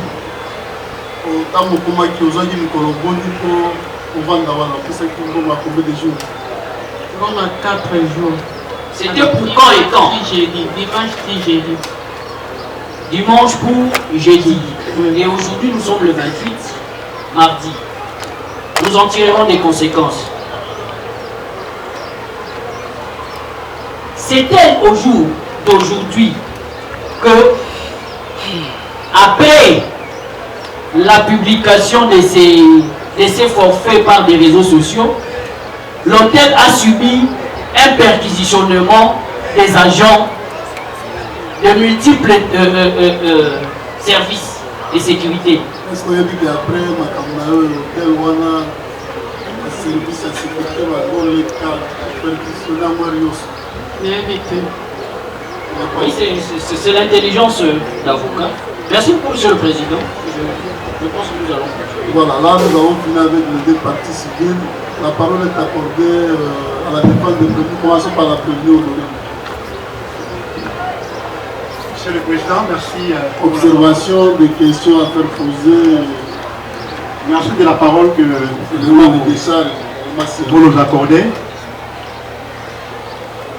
À titre d'observation, Monsieur le Président, je voulais ici relever, lorsque le ministère public était en train de motiver son accusation, j'ai soulevé ma main et c'est le tribunal qui m'a fait attendre. Monsieur le Président, ça je le fais peut-être pour les audiences qui vont suivre. Lorsque nous étions devant vous à l'audience passée, je crois que votre tribunal a eu à poser à ma cliente dans quelle langue elle va s'exprimer devant votre tribunal. Et c'était le lingala qu'elle vous a donné comme réponse. Et je verrai ici, je l'ai dit, c'est une observation. C'est ma cliente qui est poursuivie. Elle doit se placer dans des conditions de suivre attentivement toutes les allégations venant, que ce soit du ministère public, que ce soit des avocats de toutes les parties qui sont concernés par ces procès. C'est pour cette raison que je suis en train de soulever en fait ma main. Parce que le ministère public a pris, je crois, une trentaine de minutes en train de soutenir son accusation. Et là, c'était en fait difficile pour ma cliente de comprendre tout ce que le ministère public a tenu comme propos. Donc je suis en train de suggérer que sa langue choisie pour s'exprimer dans ce procès soit respectée chaque fois que, n'est-ce pas, le ministère public ou le tribunal, comme vous le faites, prendrait parole. Ça, c'était la première observation. La deuxième, Monsieur le Président, j'aimerais aussi que chaque fois que nous intervenons, que ce soit partie civile ou ministère public, nous puissions tenir compte de certains principes sacrés, reconnus même par notre loi fondamentale. Ici, je fais allusion à la présomption d'innocence. Parce que s'il faut suivre le propos du ministère public, son accusation telle qu'il est en train de la motiver, ça donne l'impression que c'est plus la présomption de culpabilité qui prend l'ascendance.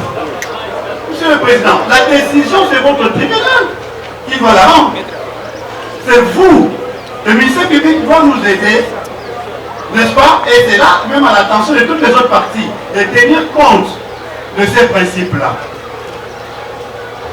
En troisième lieu, Monsieur le Président, toujours à l'attention du ministère public, à l'audience passée, il a relevé ici. Il a fait le choix de traduire notre client par devant vous, par le mode qu'il a choisi, la traduction directe. Monsieur le Président, qui est là. Monsieur le Président, le mode là de traduction directe, ça veut simplement dire, je n'ajoute rien de nouveau, ça veut simplement dire, le ministère public l'avait relevé à l'audience passée, c'est-à-dire il n'a posé aucun acte d'instruction. Ça, je le fais à titre de rappel. Il n'a posé aucun acte, je dis bien aucun acte d'instruction. C'est-à-dire, l'instruction que vous êtes en train de mener ici, c'est sur base de PV établi ni par l'officier de police judiciaire. Ça veut dire quoi, Monsieur le Président? Ça veut simplement dire que s'il y avait intérêt pour le ministère public de creuser en profondeur, de découvrir tout ce qu'il pouvait découvrir avant de déférer notre client devant vous, il avait la latitude. Rien ne pouvait l'empêcher d'inviter toutes les autres personnes qu'on est en train de citer ici et vous la traduire devant vous avec toutes les pièces bien constituées. Ici, en fait, toute la charge pèse sur votre tribunal.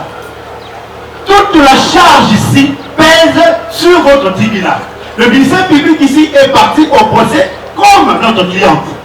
C'est-à-dire, ce que nous allèguons, ce que le ministère public allègue, nous soumettons cela à l'appréciation de vous, juges. Alors, le ministère public ne peut pas ici venir soutenir des choses qui n'ont pas de fondement. Je l'ai dit avec tous les respects, je justifie cela par exemple. Je vais vous lire le PV, je les ai ici. Ici, peut-être c'est une façon pour moi de remercier votre tribunal. Je y ai écrit, j'ai sollicité, n'est-ce pas, la levée copie des pièces avec dispense de frais. Votre tribunal a eu à me l'accorder. Et je remercie vivement le tribunal pour ce service rendu, pour cette vulnérable. Monsieur le Président, pourquoi je le dis? Tout ce que je soutiens comme propos, comme moyen, comme allégation devant vous, ça ne peut fonder que sur de pièces à ma possession. Ça veut dire quoi, Monsieur le Président? Ça veut simplement dire que le fait tel que présenté par le ministère public donne l'impression, je suis dans les observations, donne l'impression que ce sont des faits graves. C'est ça l'impression que ça donne. Alors qu'en réalité, lisez, nous allons, c'est pas encore le moment, nous ne sommes pas encore à la plaidoirie, la jurisprudence comme doctrine nous prouve à suffisance que lorsque le ministère public recourt à la traduction directe, ça veut simplement dire que les faits sont bénins. Monsieur le Président, je vous dis, ce qui est reconnu par la jurisprudence et la doctrine, lorsque on vous saisit par voie de traduction directe, ça veut simplement dire que les faits sont bénins. Ce ne sont pas des faits d'une extrême gravité. Et le ministère public ne se donne pas la peine de creuser en profondeur. J'ai les réserves ici de vous donner, parce que ce n'est pas les moments, les doctrinaires qui ont développé, qui ont argumenté là-dessus, et ce n'est pas le ministère public qui va me contredire, Monsieur le Président. Et il a choisi la traduction directe. Notre client est là, ce sont des observations, je le dis, et je sais pourquoi je dis cela. Ce n'est pas en vain que le ministère public est en train de chercher à perturber notre cheminement d'idées en soulevant la main, si nous pouvons continuer comme il avait fait en son temps. Merci. Merci, Monsieur le Président. Quatrième observation. Il a été dit et soutenu par le ministère public avec précision du montant. 10 500 $. C'est dit dans la traduction, 10 500 $. Je crois qu'il a intérêt à dire au tribunal de quelle manière il est arrivé à ce chiffre. Parce que la partie civile a intérêt, quoi qu'il n'a pas soulevé. Mais c'est dit, parce que là nous sommes devant vous par rapport à ces contrats. Vous allez statuer sur base de ces contrats, sur base de tout ce qui est contenu dans ces contrats-là. 10 500 $. Le ministère public a intérêt à vous dire, parce que là ça devient quelque chose de précis. C'est-à-dire qu'il a compté, il a manipulé, ou soit il a, je ne sais pas moi, à auditionner une caissière qui lui a dit oui, nous avons vérifié et tout compte fait, il y a 10 500 $ qui a été volatisé. Encore que on lui remettait, je suis dans le propos de ma cliente, et le franc et les dollars. Mais on ne fait pas allusion au franc, on vous dit 10 500 $. Et c'est lui qui l'a traduit devant vous et là. Il aura intérêt, Monsieur le Président, à vous préciser. Cinquième précision, la cinquième observation. Monsieur le Président, la responsabilité pénale, Monsieur le Président, est une chose. Lorsque nous lisons les doctrinaires et la jurisprudence, Monsieur le Président. À moins que Monsieur le Président, qu'il devienne législateur aujourd'hui, à moins que, mais qu'il sache qu'il n'est pas législateur.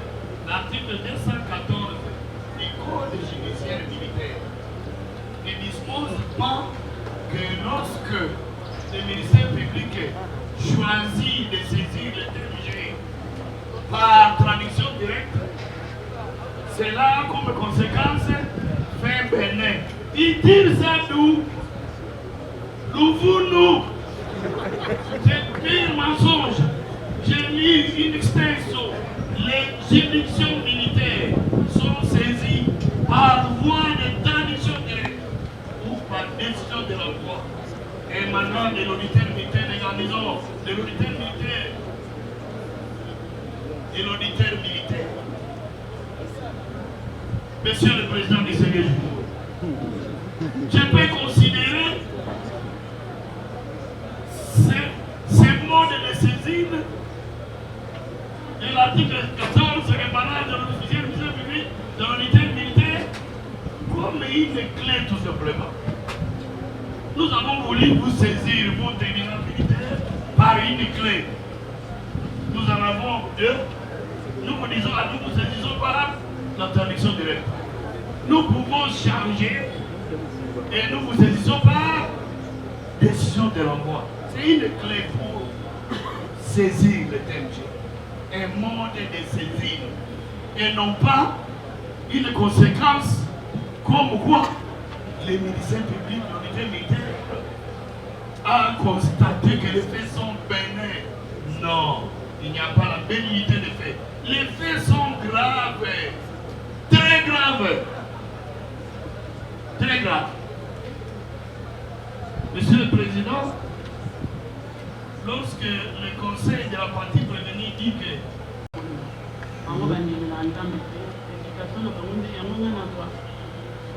mais question répondre là yo moko nde olobaki ke na butu otaki otali makambo nyonso na butu yango nde ezali ke oya ozalaki sire na makambo na oyo ya butu so balobi mabutu eza masatana babandaki kotyanga pression naloba makambo oyo nalobaki te balobi na ngai obandaki komona yango meme na imagination avokende na kati ya banke okoma nalobi ngai nabandaki komona yango na imagination te lea natelemeli na banke nazo imagine yango ndenge ekoki nazo imagine filme oyo nasalaki na makanisi o bango bakomi kuna o vision donc ozalaki koimagine nde na makanisi nde natelemaki kuna kokota nini koopere eza te na ndenge ya azoloba ya monde ya ténèbre oyo ya magie non Monsieur le Président, je vais citer en disant ceci. yango nakotaki est-ce que ezalaki boye bon malgré normal mpo na ngai diamba na considéré tolongola diamba olobi ozalaki na état normal po atunenga so na mele masanga nga nalobai na mele masanga te yango nalobai naza normal po atunenga so na mele tribunal a retenu ke ntango okotaki ozalaki pa normal diamba nde okoti normal osali mpe makambo na yo normalement olingo bisibande ntango olingo bisibande batelemeli yo gardani kasha mabeti yo mpe masasi ozongisi to eza makambo ya dépression te nabela ya kala no mais mokolo wana ozalaki normal nayebi te so naobenga o normal diamba bangi nde yango tobengaka na Kinshasa yo nde tata yo nde mama pesanga courage yo nde tata yo nde mama pesanga courage. Allez là il prend une pile deuxième et puis il débarque. Il a fait irruption. Yonde tata, yonde maman, pesana c'est le courage. Mais elle est lucide. Avoir agi en âme et conscience. Tata de maman, c'est pour lui donner le courage. Moi et l'autre, on a eu. Merci. Moi et l'autre. Merci. Attendez. On va revenir sur vous. On prend d'autres. Juste pour honorer, nous passons aux autres familles. Rapidement. Merci beaucoup pour la parole, votre honneur. Nous allons placer nos deux phrases et nous n'allons pas prendre les temps du tribunal en otage. La première phrase, c'est par rapport à la lucidité dont on fait allusion ici par l'organe de la loi. Je pense que l'organe de la loi, disons que la prévenue était lucide, il est entré en d'autres termes de dire que non, les médecins qui ont fait le travail de sang sont des médecins n'ayant pas la tête, n'ont pas fait leur travail en toute lucidité. Et donc vous allez comprendre que tout ce que nous avons déposé devant votre liste tribunal, l'organe de la loi ne nous a pas raconté. Il a survolé l'essentiel, mais sans toucher à l'essentiel de l'essentiel. Et voilà pourquoi nous restons constants pour dire, vu qu'il en a dit, il en a élevé, mais il ne nous a pas raconté. Premièrement. Et deuxièmement, votre honneur, ils sont en train d'insister. L'insistance. Alors que notre prévenu a été coopératif avec le tribunal en moindre détail. Vous lui avez soumis des questions, il n'a pas refusé. Il a répondu de manière constante. Et vous allez voir l'organe de la loi, parce que nous avons insisté que cette instruction étant bâclée, oui, ça fait corps si nous en sommes conscients, mais ça devait être approfondi pour à ce jour que nous n'ayons pas des poids comme nous en avons maintenant. Parce que ce sont des questions estimatoires. Voilà pourquoi nous avons dit, on est là, on attend au moment opportun, nous allons balayer par le revers de la main tout ce qui a été dit. Et vous comprendrez de quoi est-ce que nous sommes entrés. Merci. Nous avons dit votre nom. Oui, un mot rapidement. Monsieur le Président, je voulais juste glisser un petit mot. Il y a des confrères qui attendent. En fait, ici, ce n'est pas question de répliquer au ministère public. Je voulais juste l'apaiser. J'ai relevé des observations. Juste des observations. Ce n'était même pas de moyens de droit. C'était des observations. Ça ne pouvait pas même pas, ça pouvait pas être sujet de répliquer, de tout ça. Non. Le débat autour des modes de saisie, le débat autour du montant, il a réagi. Je crois la chose la plus essentielle, c'est ce que les confrères viennent de dire. Le tribunal est en possession de deux rapports.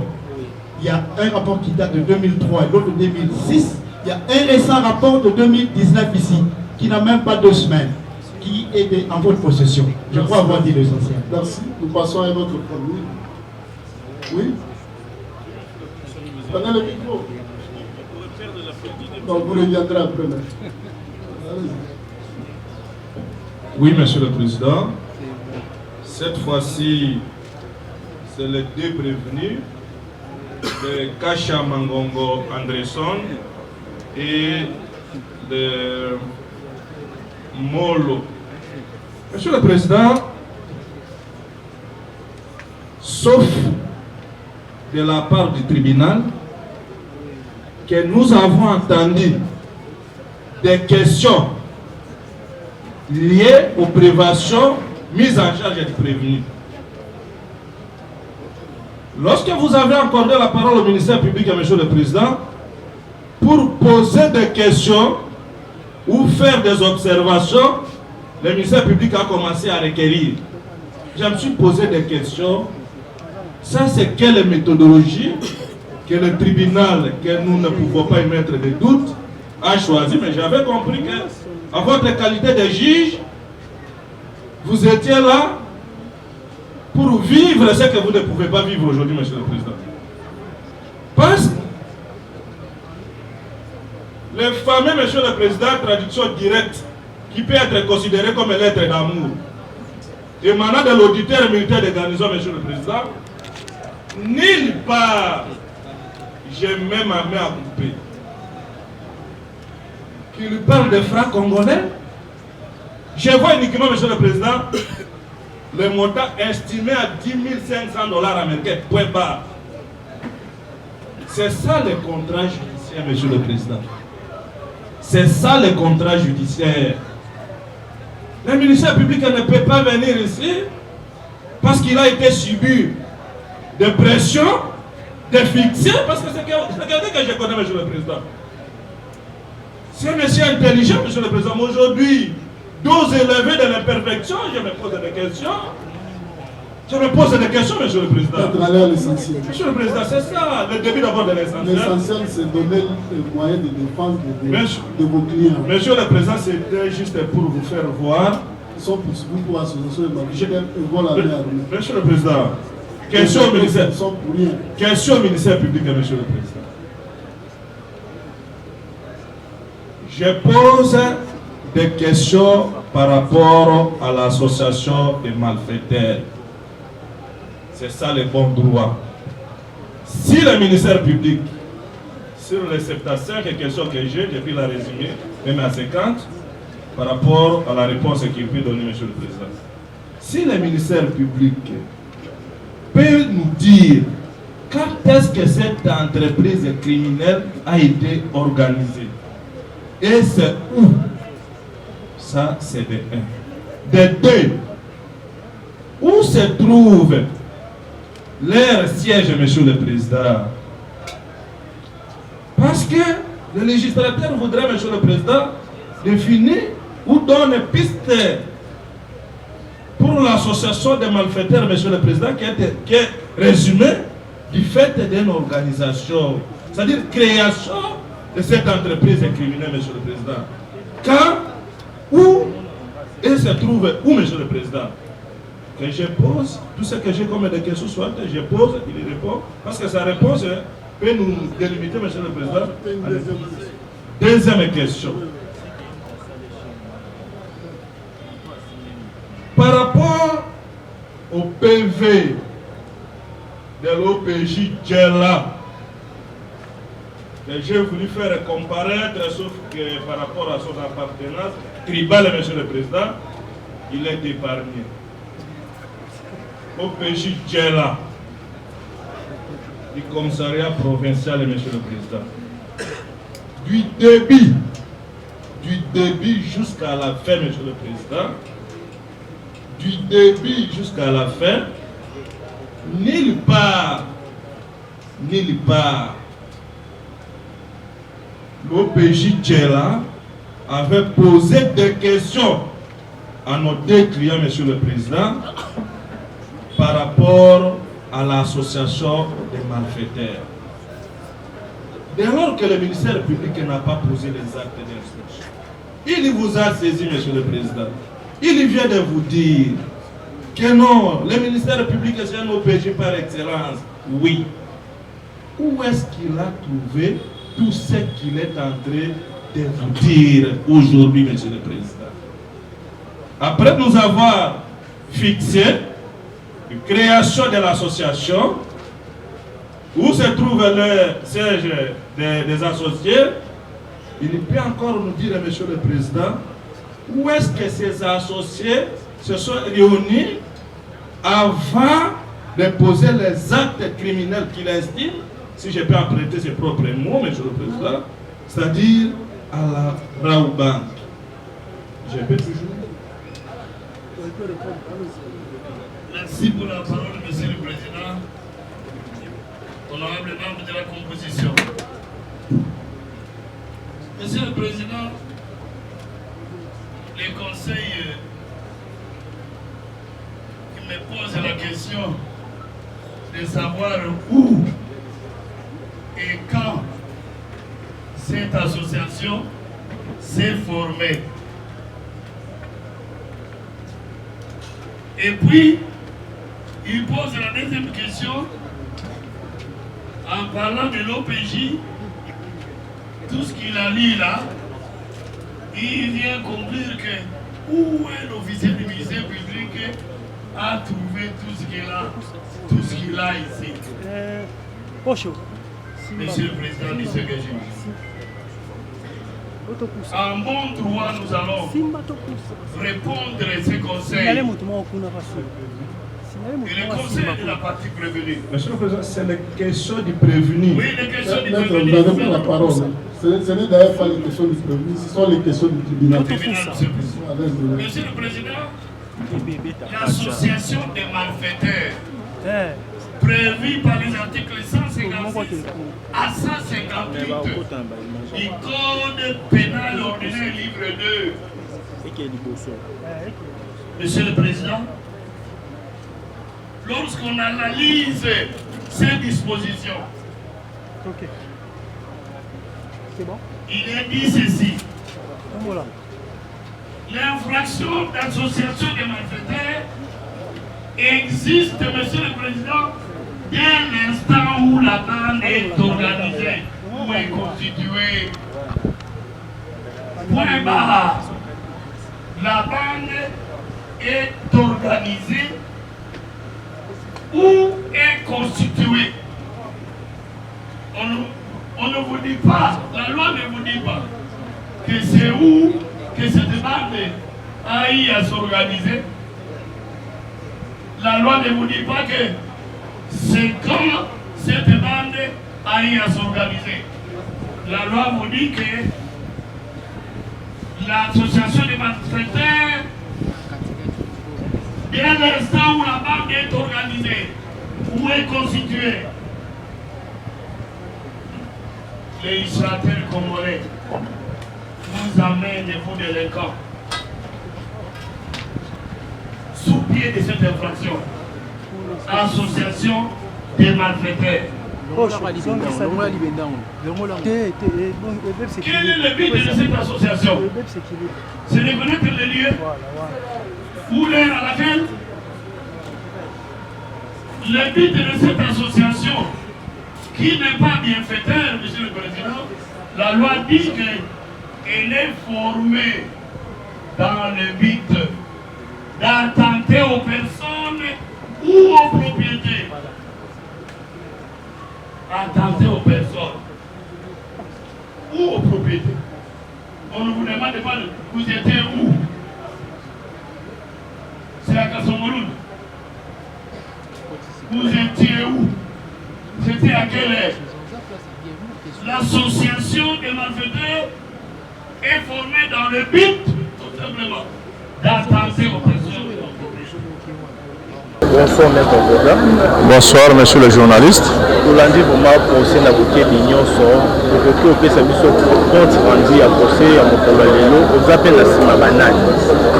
Bon, ngai naza sima ya deux policiers. Les deux policiers, moko aza police de circulation routier, c'est-à-dire PCR. Mosusu aza chef de poste affecté na Rao Bank avec comme mission ya sécuriser bantona biloko na bango. Mais eloko tomonaki que ebalani na mibeko ya mboka te, que l'organe de la loi, le ministère public, azali ko reconnaître que soki madame oyo akotaki mpona koyiba na banque parce que areconnaissaki ke non akrindeki mpona koyiba, akokaki kobima te soit na professionnalisme ya chef de poste oyo aza affecté na banque nde atiraki abetaki deux coups de balle. Heureusement mpona madame abatamaki nde masasi wana ekwaki kozwa ye te. Je me suis posé beaucoup de questions. Comment moto astopaki ke mwana mwasi wana akbima na mbongo, mais akoya kokoma lisusu membre ya association de malfaiteurs oyo bazali ki impliqué madame wana comme auteur. Ça c'est le fait. De deux, avocat ya mwana mwasi wana balobi ke kobanda na poto esika azali bamédecin ya poto ti bamédecin ya awa na Congo bacertifie ke mwana mwasi wana aza na problème ya santé mentale. Donc makambo nyonso oyo azopose comme baacte azopose yango sa koyebaka azosala yango parce que azobela na droit na biso babengaka yango le fait de non imputabilité. Donc bakoki kokondane ye te na makambo ya asali dès lors que bamédecin meme ya biso ya Congo bacertifie ke mwana mwasi wana azobela. C'est pourquoi nous avons intervenir pour le ministère public que les médecins partie civile baza ba médecin te tokoki ko critiquer ou soit commettre en cause ba réponse ou rapport médical. Mais ce que vous pouvez faire parfois, il y a kosenga contre-expertise pour koyeba est-ce que ba médecin na biso ya Congo ou ba livrer rapport médical wana le 19, c'est-à-dire 3 jours ou 2 jours après commission d'infraction. Est-ce que basala ki yango lelenge elongo bani ou soit basala ki yango par sentiment? Mais dire biso ba avocat, ministère public, partie civile que non ba résultat wana ba rapport médical wana eza mabe et koki ko salema na niveau EP jusqu'à ce que décision à tribunal et bimi ezali ko déclarer ba rapport médical wana fausse. Au moins que si vous avez d'autres questions à poser, moi na moi so wana bimaki na mbongo. Mais comment bato baza na kati ya association bayaka empêcher membre ya association ou soit chef de cette entreprise criminelle na kobima na mbongo? Ils ont montré non précipitation et officier du ministère public azaki na yango pour traduire ba prévenu wana devant le tribunal militaire de garnison avant ya ka enquêter avec toute responsabilité sur les faits. Yango ndezali ko rattraper moto na moto, chacun de nous est responsable ya bato yazali ko poser. Moi o ba vivaki ba théâtre wana kemboka na biso eza l'état de droit. Moto ya sala ki likambo te bakotika ye. Moto ya sala ki likambo bazuzi bakotala soki ba moni ke asala ki likambo yango bakokondane ye.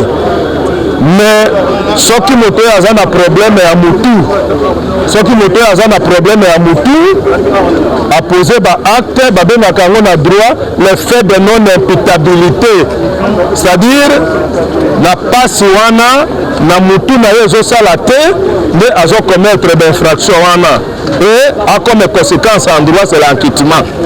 Voilà ce que je peux vous dire.